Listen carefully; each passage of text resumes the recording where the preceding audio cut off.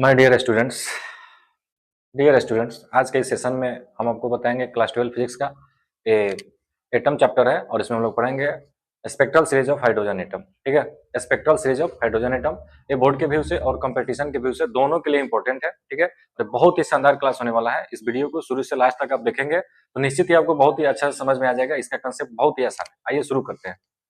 तो आपका हेडिंग है spectral series of hydrogen atom. ठीक है, हाइड्रोजन एटम का spectral series.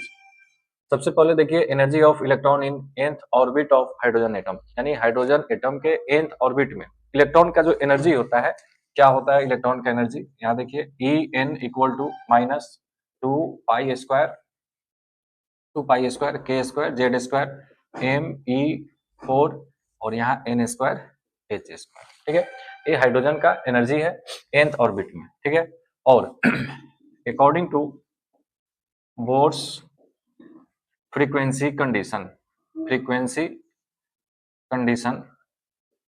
According to Bohr's frequency condition, यानी बोर का आवृत्ति प्रतिबंध यह कहता है कि जब कोई इलेक्ट्रॉन हायर एनर्जी ऑर्बिट से लोअर एनर्जी ऑर्बिट में जंप करके जाता है तो एक फोटोन का उत्सर्जन होता है, एक फोटोन इमिट होता है और उस फोटोन का जो एनर्जी होता है एच न्यू इन दोनों ऑर्बिट के एनर्जी के डिफरेंस के इक्वल होता है। ठीक है, तो आइए ये जो फोटोन इमिट होगा उसका जो एनर्जी एच न्यू होगा वो दोनों ऑर्बिट के एनर्जी के डिफरेंस के इक्वल होगा, यानी E into minus E n one. ये हायर ऑर्बिट और ये लोअर एनर्जी ऑर्बिट है। ठीक है, अब यहाँ पे सेट करते हैं ये वाला फॉर्मूला। क्या है, minus two pi square A square Z square M E का पावर 4 नीचे एन स्क्वायर एच स्क्वायर। यहाँ 2 है, यहाँ 2 कर देंगे।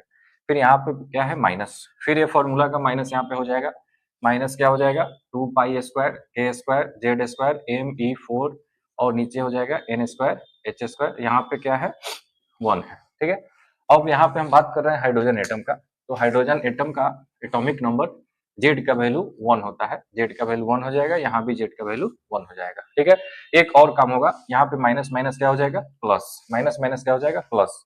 तो ये जो n1 वाला टर्म है ये प्लस में है और ये जो n2 वाला टर्म है माइनस में। नहीं तो क्या करेंगे, प्लस वाला को पहले और माइनस वाला को बाद में कर देंगे। तो हम फिर से क्या लिखेंगे, इसको पहले कर देंगे और माइनस माइनस प्लस हो जाएगा। क्या हो जाएगा बोलो, to pi square k square M E का पावर 4 और नीचे हो जाएगा n1 स्क्वायर एच स्क्वायर। नहीं ये माइनस माइनस प्लस हो गया। ये माइनस में क्या है, to pi square k square M E का पावर 4 और नीचे क्या है n2 स्क्वायर एच स्क्वायर। ठीक है, यहाँ पे एच न्यू है, एच न्यू को लेकर चलना है। ठीक है, अब क्या करेंगे, इसमें जो भी कॉमन होगा उसको हम, जो भी राशि दोनों में सेम होगा उसको कॉमन कर लेंगे। तो एच न्यू इक्वल टू क्या होगा, क्या क्या कॉमन करने वाला है, यहाँ पे to pi square k square M E का पावर 4 और नीचे क्या है एच स्क्वायर। ये सब दोनों में है तो कॉमन कर लिए। अब क्या बच गया आपका, यहाँ पे बच गया 1 बाई एन स्क्वायर और यहाँ पे हो गया n2 स्क्वायर। ठीक है, फिर क्या करेंगे, यहाँ पे एच न्यू है तो एच को हम यहाँ भेज सकते हैं। तो न्यू इक्वल टू आपका क्या हो जाएगा, आपका न्यू इक्वल टू क्या हो जाएगा, to pi square k square M E का पावर 4 और एच यहाँ आएगा तो एच का क्यूब हो जाएगा और आपका फिर से 1 by n1 square minus 1 by n2 square. ठीक है, अब फिर बात करेंगे तरफ सी से डिवाइड कर देंगे तो यहाँ पे सी बाई न्यू होगा और यहाँ पे आपका क्या हो जाएगा, to pi square k square M E का पावर 4 और यहाँ पे सी भी कर देना है सी एच क्यू और यहाँ पे आपका जो है वो नोट कर लेंगे 1 by n one square 1 by n2 square. ठीक है, अब यहाँ पे न्यू बाई सी है। ठीक है, तो न्यू बाई सी क्या होता है एक बार हम देखते हैं। यहाँ पे वेलोसिटी इक्वल टू होता है nu lambda, velocity equal to होता है न्यू लेमडा। तो c by nu equal to हो जाएगा क्या लेमडा, नहीं इसको जब उलट देंगे तो nu by c equal to हो जाएगा 1 बाई लेमडा। तो यहाँ न्यू बाई सी के बदले हम क्या लिखेंगे 1 बाई लेमडा। तो आपका यहाँ पे 1 बाई लेमडा इक्वल टू क्या मिलेगा, to pi square k square M E का पावर 4 नीचे सी एच क्यूब और यहाँ पे आपका 1 by n1 square minus 1 by n2 square. नहीं तो यहाँ जो टर्म है ना ये सभी कांस्टेंट है, ये जो टर्म है ये सभी कांस्टेंट है और इसको हम क्या लिखेंगे, इसको हम लिख देंगे, इस सब के बदले हम लिखेंगे r। नहीं 1 by n1 square minus 1 by n2 square और यहाँ एक फॉर्मूला आपका हो जाता है 1 by lambda equal to r into 1 by n1 square minus 1 by n2 square, जो बहुत ही इंपॉर्टेंट फॉर्मूला है। ठीक है, अब यहाँ जो आपको दिख रहा है r, ये क्या है कांस्टेंट है और ये किसके इक्वल है, 2 पाई square k square M E का पावर 4 और नीचे क्या है सी एच क्यूब। ये सभी कांस्टेंट वैल्यू, सबका वैल्यू सेट करेंगे, इसका वैल्यू आ जाएगा 1.0973 इंटू 10 का पावर 7, ठीक है। और यहाँ आर को बोलते हैं रीडबर्ग कांस्टेंट, रीडबर्ग कांस्टेंट, आर को बोलते हैं रीडबर्ग कांस्टेंट। और ये आर का वैल्यू हो गया, आर का यूनिट क्या होता है, तो इसका यूनिट होता है पर मीटर, ठीक है। एक चीज और आपको बता दें, यहाँ 1/λ है, 1/λ को हम क्या कहते हैं, वेव नंबर, वेव नंबर 1/λ को हम क्या कहते हैं, वेव नंबर कहते हैं, इसको तरंग संख्या कहते हैं, 1/λ को वेव नंबर तरंग संख्या कहते हैं, ठीक है। तो यहाँ तक क्लियर है। फिर हम आगे देखते हैं स्पेक्ट्रल सीरीज। स्पेक्ट्रल सीरीज का संख्या क्या होता है, 5। अब लाइमन सीरीज के लिए n का वैल्यू 1 होता है, बामर सीरीज के लिए n का वैल्यू 2, इसके लिए 3, 4 और इसके लिए 5, ठीक है। तो लाइमन सीरीज इसका जो वेवलेंथ है अल्ट्रा वायलेट रीजन में होता है, पराबैंगनी में, ठीक है। और बामर सीरीज का क्या होता है, विजिबल में, पास्चन, ब्रैकेट और फंड, इन तीनों का इंफ्रारेड रीजन में होता है, ठीक है। आप इसको याद कर लेंगे तो ज्यादा बेटर होगा। ऑब्जेक्टिव क्वेश्चन, इस पे बहुत सारे ऑब्जेक्टिव क्वेश्चन बनते हैं, ठीक है। अब हम एक एक करके सबका वैल्यू देख लेते हैं। सबसे पहला हम बात करेंगे लाइमन सीरीज का। तो आप जानते हैं लाइमन सीरीज के लिए n का वैल्यू क्या होता है, 1।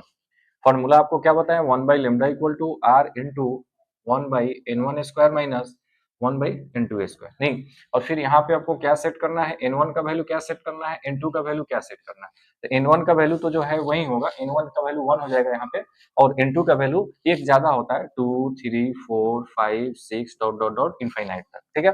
यहाँ पे वैल्यू जब सेट करेंगे तो 1/λ r into 1/1 square minus 1/n2 का वैल्यू कुछ भी रख सकते हैं, मान लेते हैं यहाँ पे कुछ भी रख सकते हैं, 2, 3, 4 कुछ भी, ठीक है। तो इसका जो वेवलेंथ हम देखेंगे तो आपका पड़ेगा अल्ट्रा वायलेट रीजन, नहीं, ये आपका पड़ेगा पराबैंगनी रीजन में, पराबैंगनी रीजन में पड़ेगा, ठीक है। फिर हम बात करते हैं सेकंड का।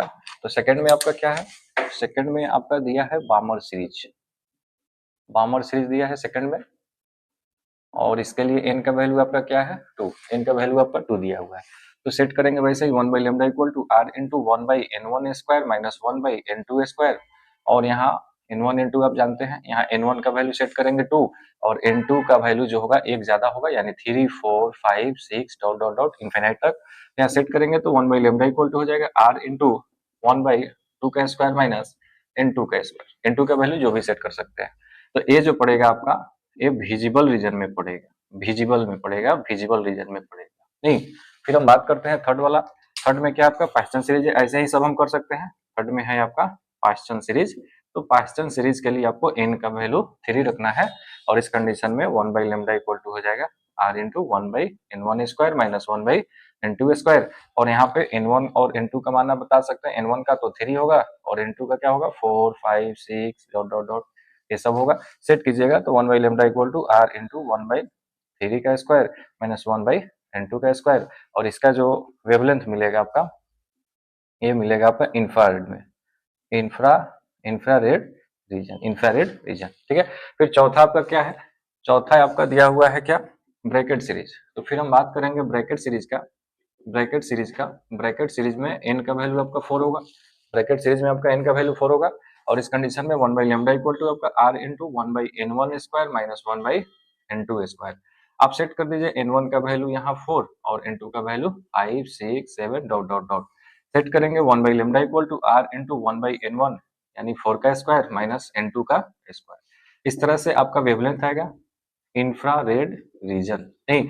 फिर लास्ट आपका है फंड सीरीज, और इसमें आप जानते हैं n का वैल्यू क्या होगा, n का वैल्यू 5 होगा। फिर से आपका वही 1/λ equal to r into 1/n1 square minus 1/n2 square. Set करेंगे n1 n2 का मान आप जानते हैं, n1 का वैल्यू यहाँ 5 होगा और n2 का वैल्यू क्या होगा 6, 7 डॉट डॉट डॉट इनफिनाइट तक। तो 1/λ इक्वल टू r इंटू 1/5 का स्क्वायर माइनस 1/n2 का स्क्वायर, और ये जो है आपका फिर से फार इंफ्रारेड रीजन में पड़ेगा, नहीं। तो इस तरह से आप हाइड्रोजन का स्पेक्ट्रल सीरीज की व्याख्या हम यहाँ पे कर दिए, ठीक है। इस वीडियो को आप शुरू से लास्ट तक ध्यान से देखिएगा तो आपको निश्चित समझ में आ जाएगा, ठीक है। और एक कंपटीशन में पूछता है, बोर्ड एग्जाम में भी पूछता है, ठीक है।